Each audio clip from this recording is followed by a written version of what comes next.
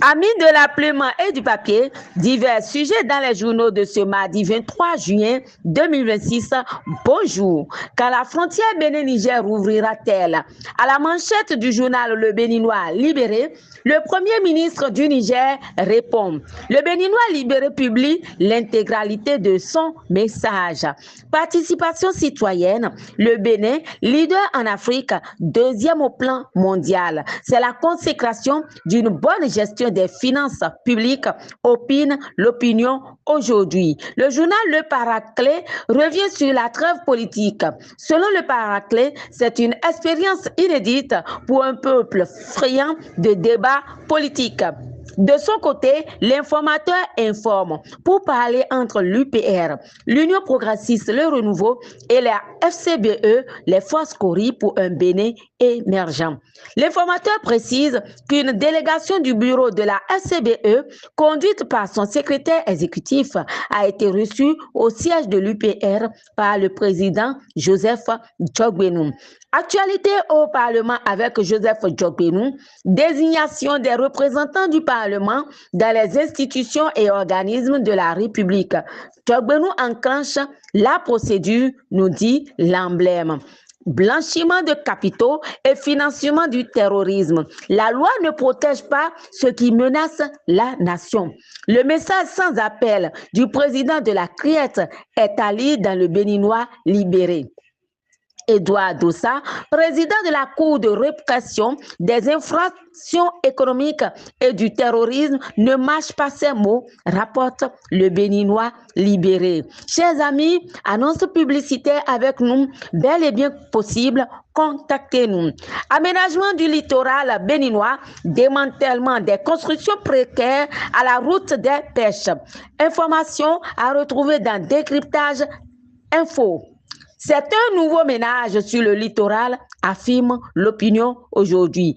Pour la boussole, le gouvernement assainit la zone de la route des pêches. Du littoral, on se rend à Parakou. Lutte contre la divagation des bêtes et le non-respect du code de la route. Le maire Zulkifle Salami s'attaque au préalable du développement de Parakou. C'est un constat de Dabarou. Et puis, dénonciation d'un matin libre, non-désignation des chefs quartiers au Bénin. Quand la décentralisation se grippe à la base, dénonce Matin libre à sa manchette de ce mardi.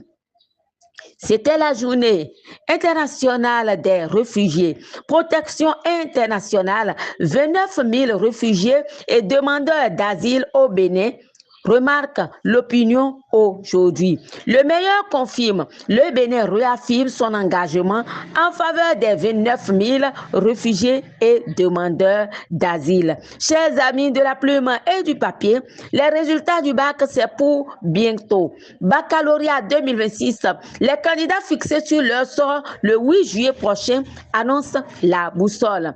Jakpata dévoile le calendrier complet des corrections et résultats. Chers amis du bout des ondes, écho de la Coupe du Monde terminé. L'Argentine s'est qualifiée pour les 16e de finale. Alafia Info donne la preuve de son titre. Argentine 2, Autriche 0. La Norvège s'impose 3-2 face au Mali grâce à un doublé de Haaland et se qualifie aussi pour les 16e de finale. C'est encore dans Alafia Info qu'on peut lire cette information. La France également en 16e de finale, France 3, Irak 0. Quant à TV5 Monde, il fait un reportage sur le but historique du Cabo Verde. Amis de la plume et du papier, désormais, faites vos annonces publicitaires avec nous. Nous sommes suivis au Bénin, dans la sous-région et à l'international, sur Facebook, YouTube et TikTok, sur le vocable Tadagbe Info. Appréciez-vous cette initiative? Votre soutien de quelque nature nous portera plus loin. Gestes financiers, matériels, tout sera apprécié. Vous pouvez nous contacter sur les numéros qui s'affichent. De la fidèle Tamandao Agossa, je suis l'œil féminin des médias pour vous. À demain.